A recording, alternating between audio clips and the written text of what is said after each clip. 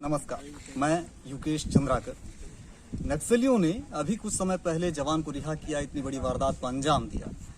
जवान की रिहाई से ऐसा लग रहा था, जिस तरह के सवाल उठ रहे थे कि लगता है कि नक्सली प्रेस नोट में जिस तरह से शांति वार्ता की बात कर रहे हैं, उसकी एक मिसाल उसकी एक शुरुआत वे प्रस्तुत कर रहे हैं। लेकिन आज बीजापुर जो है ड्राई जोन में आता है और यहाँ के लोग पीने के साफ पानी का इंतजार करते हैं।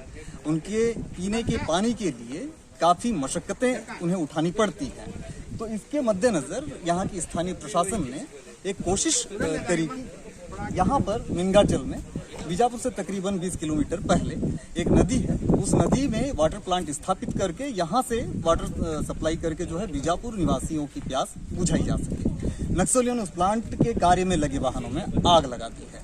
अब हमारे साथ यहाँ पर एसडीओपी अविनाश मिश्र जी बने हुए हैं। हम इनसे चर्चा करके समझने की कोशिश करते हैं कि नक्सल रणनीति एक कैसी रणनीति है कि यहाँ पर अच्छे कार्य में लगे हुए वे उन वाहनों को आग लगा देते हैं। अविनाश जी, आप इस रणनीति को किस नजरिए से देख रहे हैं?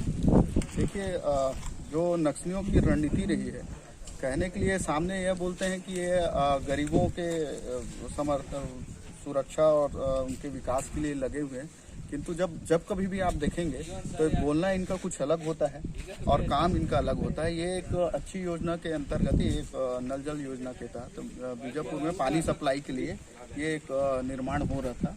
उस पर आके आज करीब 2:30 बजे अज्ञात नक्सलियों के द्वारा आगजनी की गई है। जो गाड़ियां लगी थी, ये मार काट। तो रणनीति इनकी यही है, सामने ये बोलते यही हैं कि ये जो गरीब हमारे तबका है उसकी सुरक्षा, उनके अधिकारों के लिए लड़ रहे हैं। लेकिन जब आप देखेंगे जमीनी स्तर पर देखेंगे तो ये इनका कार्य उससे सीधा उलट है।